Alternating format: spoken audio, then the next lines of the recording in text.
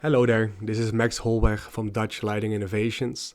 Today we're going to discuss the manufacturing and the assembly of horticultural lighting fixtures. Last time we discussed LEDs, the fundamentals and the technology behind LEDs. How do these light emitting diodes generate light? And how does the quality of an LED determine, well, first of all, its efficiency in converting electricity into photons, but also the longevity. How long can the LEDs be run for a certain amount of time without losing light output over time?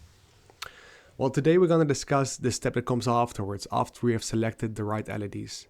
How do we create a lighting fixture that maintains its light output over time, but also increases efficiency by reducing the amount of electric losses from the power grid to the generation of light?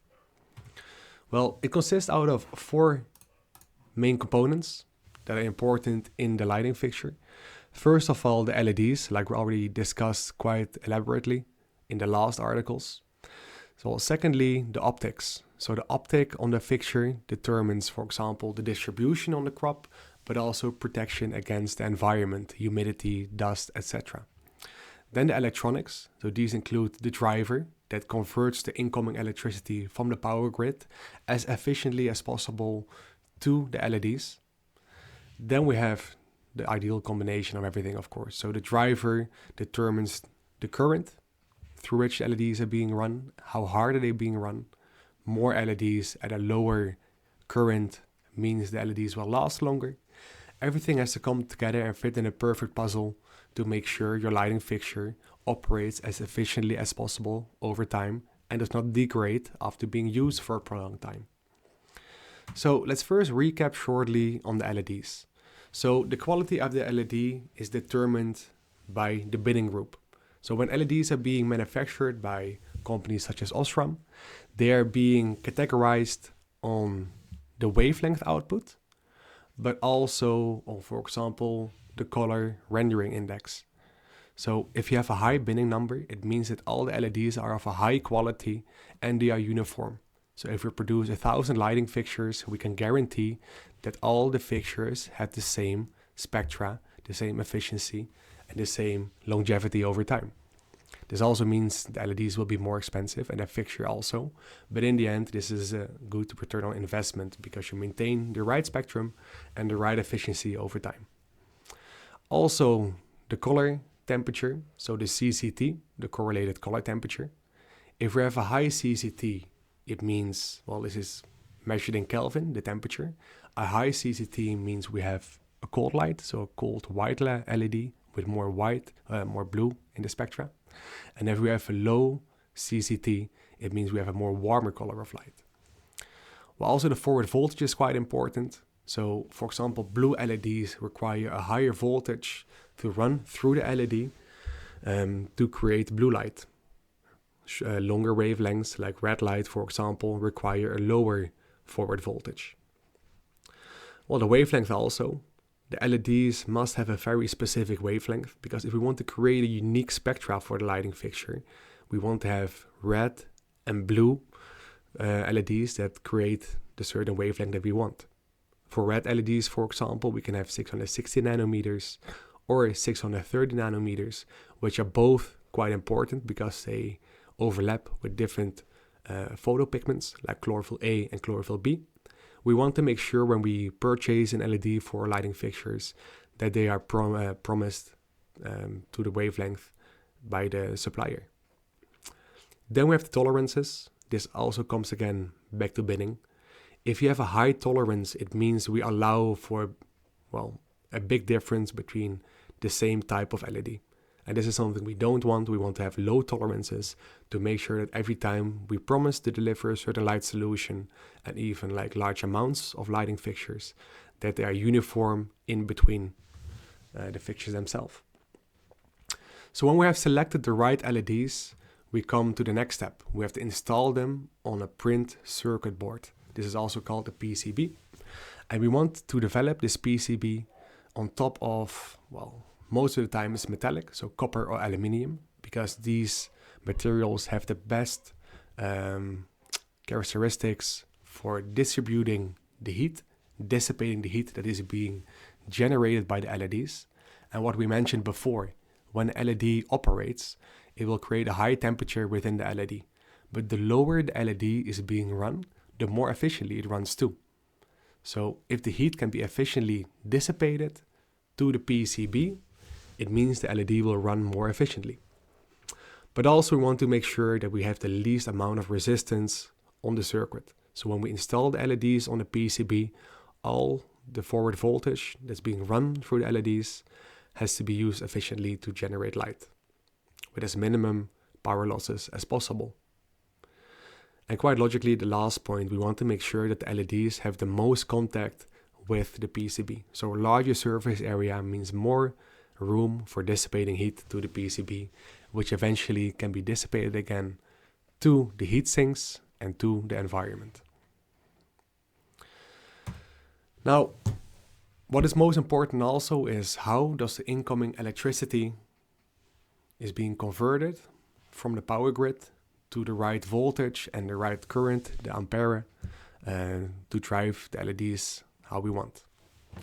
So there's a main difference in how electricity can be delivered, both in direct current, which was developed by Thomas Edison, and alternating current developed by Nikola Tesla. So when we look at the power grid where electricity is being generated, this is being delivered in terms of alternating current. And this means the voltage differs, it alternates over time, and this way it is being delivered through your house, for example. When you plug your electrical socket, your device into the electrical socket, originally you have AC, but it has to be converted to direct current. This is because when you, for example, your horticultural lighting fixtures, when they have alternating current, it means your light will flicker because the voltage is being changed the whole time. Your voltage has to be constant.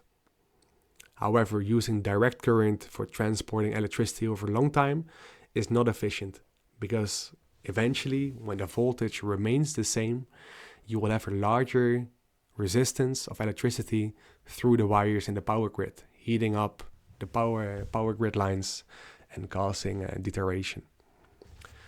So I think a good example of alternating current is, for example, waves that enter the beach. Waves do not flow consistently, non-stop into the shore. The waves themselves are slowly pushing forward the water in which it eventually enters up on the shore.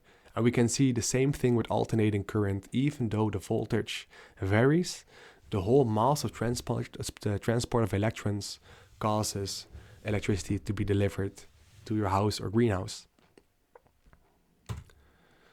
So the driver itself has to convert alternating current into direct current.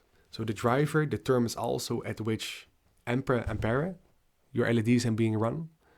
So we can determine how efficiently are the LEDs being run, how much electricity do we deliver to the LEDs. But the driver, the quality of the driver determines the efficiency of converting alternating current to direct current with as minimal electrical losses as possible. And this amount of losses is being defined as the power factor. So this number has to be as close to 1 as possible. And with high quality LEDs, usually it's above 90%, even higher. It means that there's a difference between consumed power and apparent power. So if we have a high power factor, then we at least have already a high conversion efficiency from the power grid to the lighting fixture. Then we also have the total harmonic distortion. So different electrical components within the lighting fixture can cause distortion that eventually also disturbs the current within your fixture. This also has to be as small as possible so we can ensure that there is an efficient conversion of electricity. And in the figure we see here on the slides, we see on the y-axis the current and on the x-axis the forward voltage. And this again also highlights that running the LEDs at a low temperature and the whole fixture also at a low temperature means that less power is required to maintain the same forward voltage. Meanwhile, if LEDs are being run at a higher temperature or the fixtures heat up too much, more power is required to give a certain amount of light output. So all these quality components, not only the LEDs, but also the design of the light fixture, determine how much electricity is being consumed to eventually the photons that are being delivered on your crop. So this is already what we mentioned before. The electronics are quite important. The power factor, the total harmonic distortion. So by having a low total harmonic distortion, we prevent overheating of certain components, such as the driver, such as the LED, such as the wires on the PCB. And by having a low harmonic distortion, we can ensure everything is being run at a low temperature, and also the components will last a longer time than when this is not designed properly. And this also comes back to leakage power. We don't want any leakage power. All the power coming into the fixture has to be efficiently converted to eventually being used by the LED to generate photons. And this highlights the importance of cooling of the fixture. So not only the LEDs, which need to have, well, the LED package, the diode, needs to be properly designed with a large surface area through which the heat generated in the LED can be dissipated to the PCB, the printed circuit motherboard. And eventually the PCB has to move the heat to the heat sinks of the fixture, aluminium most of the time, that gives off the heat to the surrounding air. And here also cooling comes into play, because the heat generated by the lighting fixture has to be given off to the surrounding air. While if the surrounding air is already high, then the heat transfer is more difficult. So we have to make sure that we pull in cold air within the lighting fixture, so heat dissipation is more efficient, which we will discuss at a later moment. Now, another important topic which we already mentioned shortly in the beginning is the optic, so the lenses. First of all, the lens of the LED itself has to be of high quality, especially when we have blue LEDs or UV LEDs. These generate quite a bit of heat. They are high in energy, and when they exit the lens, always some of the energy is being dissipated to the lens itself. Over time, the lens can become yellow if they are of low quality, or can even break and cause a power circuit, causing also, well, maybe fires if the lens is not of high quality. But most importantly, now we speak about the secondary optic. So even on the LED lens, on top of there, we have a secondary optic. And this is quite important because the greenhouse surroundings, the environment, can be high in humidity. Dust can also go through the air when, for example, the crop is being harvested, when we're cultivating in full soil. And anything from the environment we don't want inside of the lighting fixture. If we don't have the secondary optic, then dirt can settle within the lenses of the LED, for example, preventing photons from, well, reaching the crop, but instead being absorbed by the lens of the LED. And then again, we have the same issue. The LED itself, the lens, heats up, becomes yellow, breaks, and you will see failures in your light fixture quite often. So having a light, an optic, a light lens on your fixture is quite important to prevent this from happening. Now also the design of the lens determines the distribution of the light. Eventually, when light is being generated by the LED, it will mostly fall down in quite, well, a straight area below your fixture. And if you want to have a uniform distribution of light across your canopy, you will require many fixtures or a very big motherboard with many lenses on top. Most of the time, this also will mean you will invest more in the amount of fixtures you need because you want a uniform light distribution. Sometimes when your greenhouse is very low, it also means you have less space between your lighting fixture and the crop, reducing uniformity even more. So depending on your cultivation setting, the height of your greenhouse, the crop that you are growing, we have different lenses that determine how the light spreads uniformly on your canopy, making sure you have a uniform light distribution, but also you don't need more light fixtures than necessary. So shortly we discuss heat management again. So first of all, it's important that heat is efficiently dissipated from the LED through conduction to the PCB to the heatsink and eventually through convection to the surrounding air. Well, to make sure heat dissipation goes as efficient as possible, we have to make sure to pull in cold air into the fixture. And for this, we utilize what is called a physics de Venturi effect. So when we look at the lighting fixture, there are small gaps in between the LED bars. So warm air rises towards the fixture and eventually it enters a narrow gap. So when it goes from a wide area to a more narrow area, air pressure increases, allowing for quicker movement of the air through the light fixture. And eventually it leaves the light fixture again in a wider area. And in this case, you will see a drop in air pressure. So when there's a drop in air pressure, air moves from a high pressure surrounding to a lower air pressure surrounding. So cold air is being pulled within the fixture from the sides, within the gap to allow for more efficient cooling, and eventually it leaves the fixture again. And this design is quite important to make sure that not only the materials within your lighting fixture allows for good heat dissipation, but also that cold air has to be pulled within your fixture. So in the last articles and this one, we discuss multiple parts. That's part of a bigger series, from LED to a light fixture. So we already discussed the LED fundamentals and the manufacturing. Now we also discuss the design of the lighting fixture.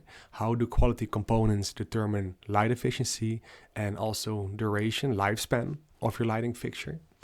Afterwards, we're also going to discuss light output, efficiency, and degradation, and how this can have an effect on your return on investment, but also on the yield of your crop, as light has to be maintained throughout operation.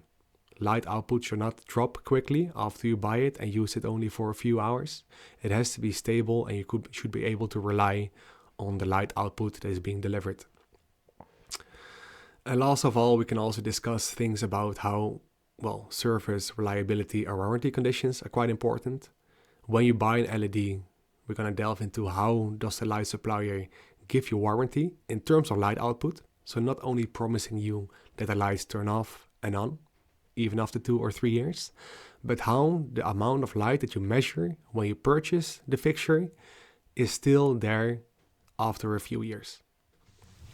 So that was everything for now, discussing the fundamentals, the manufacturing of light fixtures.